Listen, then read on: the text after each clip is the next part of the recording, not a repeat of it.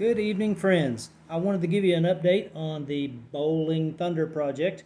I got some strings on and got a few things mounted, but still don't have the wiring done yet. Uh, but before we start that, I want to have a few drinks. And I'm wearing my call sign shirt today in memoriam. There's some folks lost their lives, and well, you know, when you sign up to be a soldier, that's something you got to risk.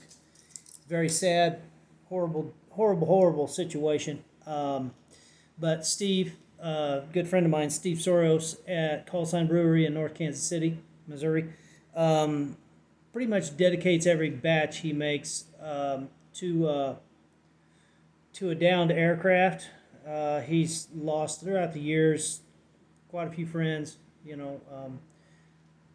we've all lost a few folks, and it's not good. So just you know, say a prayer for the families.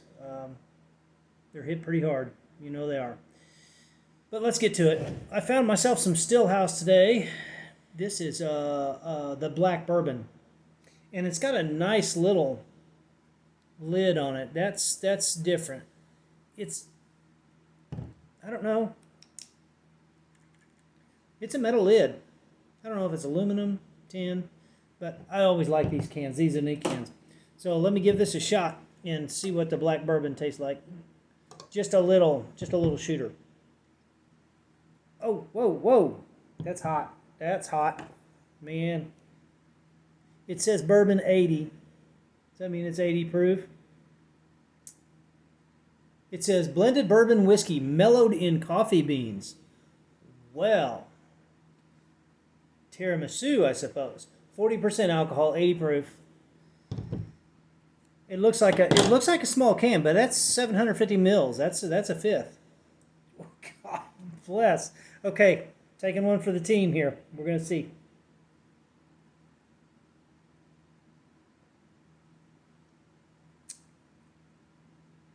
It's definitely got a bite to it. That's got a bite to it. I'm gonna mix a drink with that, and we'll see how it turns out.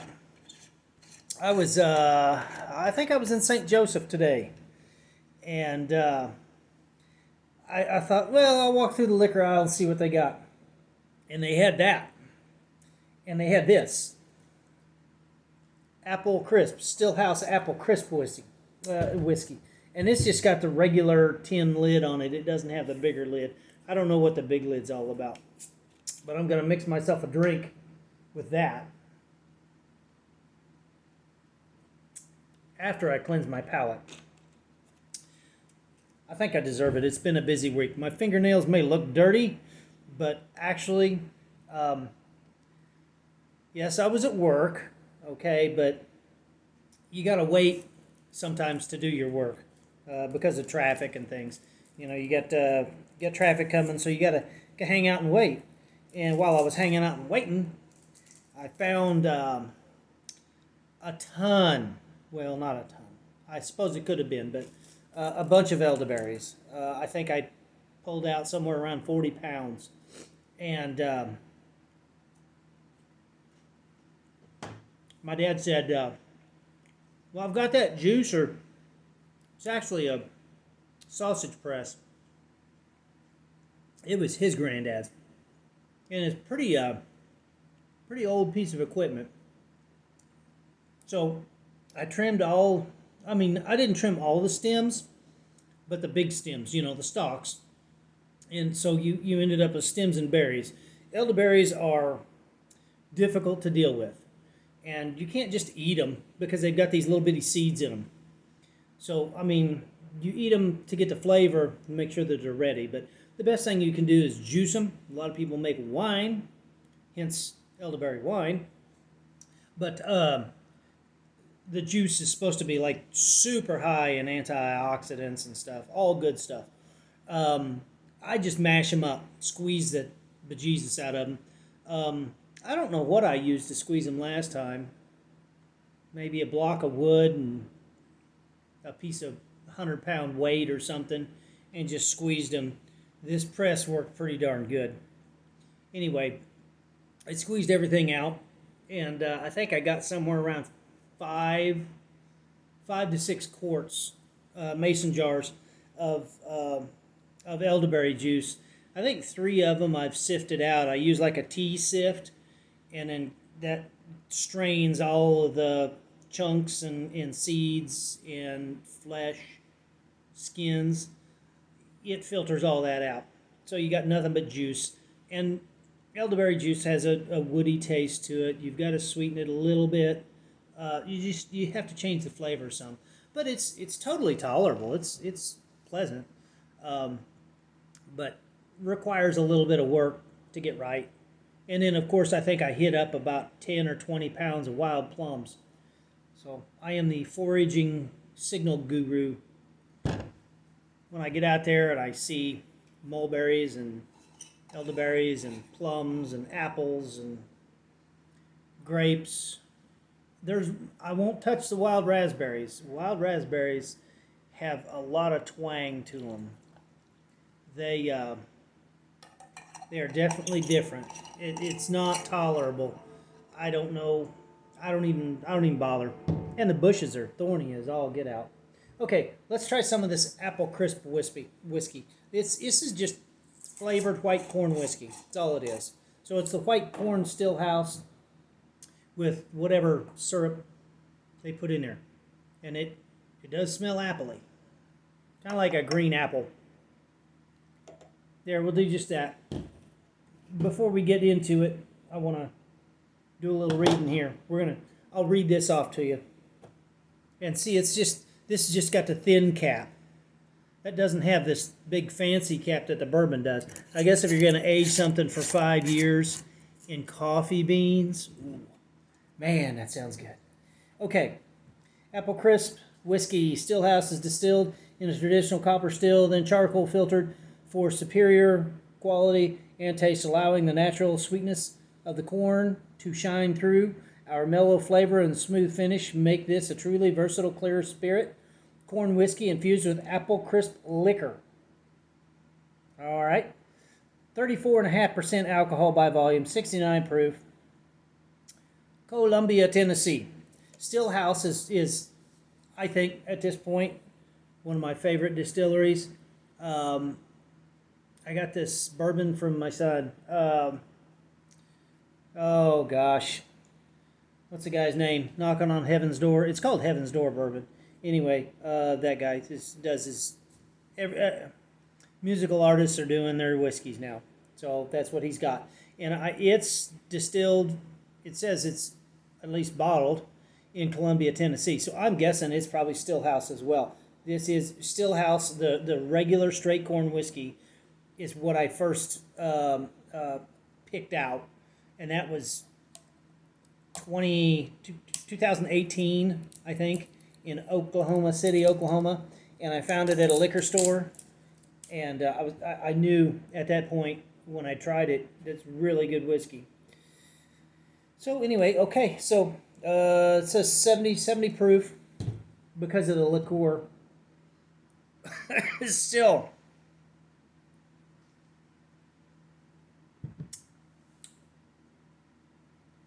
it's got a little bite to it, still, but you can taste the apple.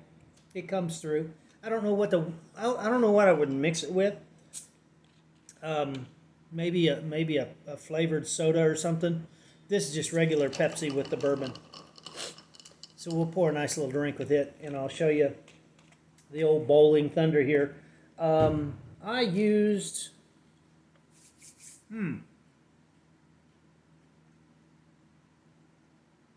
GA or GD, maybe GDB G. I don't know. They're Martin strings, Martin retros. It's supposed to be like a dobro string. It's closest to a classic sound. This is a B. Yep, there's a B. That one. I got two up here. Man, I've got these two up here. One's the low G. It's too big for what I'm using it for. Um, and then the A, and the B. So as a 17, I did a 17, a 13. Oh no, I did the 13. Did I not? Yeah. So 13 and 17, which is B and E, and then I think the A and the D. Right? Yeah. So A D B E. A D B E. There we go. So this is what we got. It's still pretty ugly right in here, but I do have a switch. It's a 3-position. This is a 5-position switch, but I just bored the hole out so I could just get to 3, which is going to be fun wiring that up. And I still don't have my knobs, so I want to get this to where it's comfortable. When you're playing it, you got to be able to reach the knobs with your pinky and do whatever. And I only got 3 knobs. I was like, damn it, I screwed up. I thought I had 4. I thought I had 2 tone and 1 main volume, but I don't. Or maybe I thought I had a volume for here and a volume for the neck and a volume for the bridge, and then tone for each. But I only had 3, which is a master volume, and then a tone for the neck and a tone for the bridge. So I just put my jack right there for now, and I'll just get a 90 degree and put a 90 degree on there so it stays out of the way.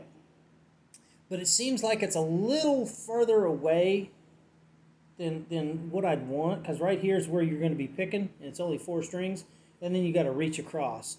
It's not too bad, I guess. And I don't know, probably be anchoring right there on that bridge. But there's one cool thing about this. Let me show you. This is a tunable bridge.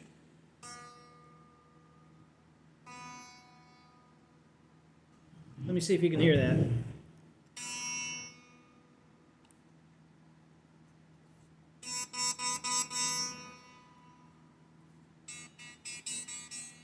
So that bridge, all you got to do is turn it down here. You don't even have to mess with the neck. Once you get it in tune,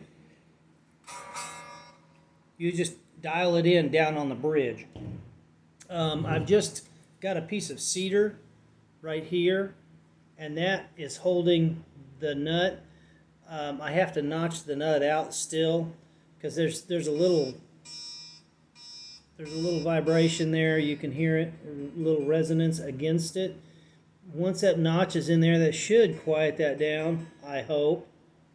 I've got it tuned. I don't even know what I got it tuned. ADG, ADBG, maybe?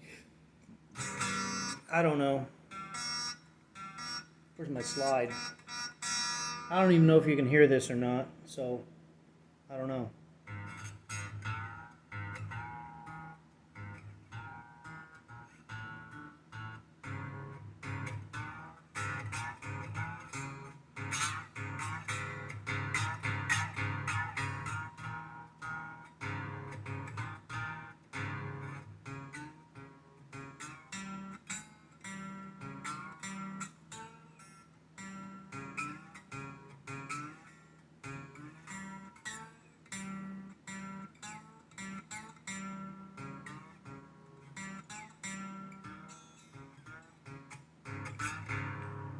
I don't know. I don't know if you can hear it. It's quiet. It's so quiet, but there's no resonator on it. So once it gets plugged in, once I get all this garbage down here wired in, then we'll plug it in and we'll see if we can make some noise with it. But I saw a guy from, I don't know where, Michigan. He came down here to do a show. There was a band to come down here, and I noticed he had a solid body, looked like a Les Paul, I think it was, but he had a tunable bridge on it, and I saw him dialing that thing in, and I said, I gotta have one of those. That is the coolest thing I've seen. Let's see what this tastes like.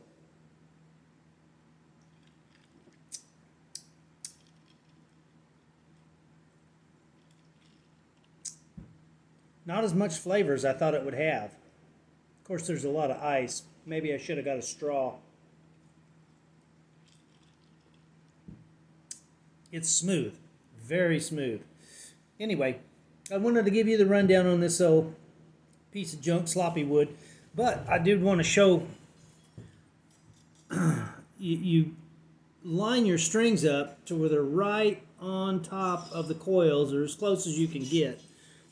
And I don't know what I'm going to have to do to this.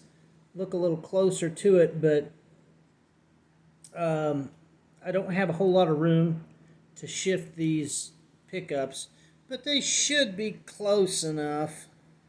I know that if you want the best sustain out of it, you got to have it right on top of each individual pickup. My knobs are on the way, and I'm going to find some time to wire this thing up. Between the mashing of the juice and the working on the mercury, and it's okay. So the guy comes up to me. Well, I mean, we'd met, and he wanted my phone number and everything, and he calls me and he says, it goes like this: my car's not running right, and I've sent it to several people, and these guys can't get it fixed. And I know you and your dad work on old stuff. Can you take a look at it and get it running right? So it goes from get it running right to I'm driving it to Ottawa, which is an hour and a half down the road. But still, that's a journey. You know, when you're talking about a car that when I got it, when he brought it here, the brakes barely worked, the engine barely ran. And once we got the engine running, Dad's like, this son of a bitch doesn't have any brakes. And I was like, well, we'll Flintstone it, run into the ditch if you have to, whatever. So he's driving it down the road, and I'm like, this car doesn't have the power that it should, but it's not going to have a lot of power with the gear ratio and everything it's got. But we go driving down the road, and I notice Dad's like this, and the car's wandering all over the road. And I said, well, Jesus, this thing's got more problems. So I get to looking into it, and the front ball joints are bad. It's got a transmission leak. You know, it's got screws through it that are like almost touching the gas line. I'm like, okay, this guy's going to catch himself on fire and kill himself and his kids. So it goes from get the car running right to you need to make a safe trip down the road, you know. So one thing leads to another, and the next thing you know, you got this giant list, and it just eats up my time. It eats up my time, but it's a paying job. So I don't know, come home from work 2 hours a night doing that.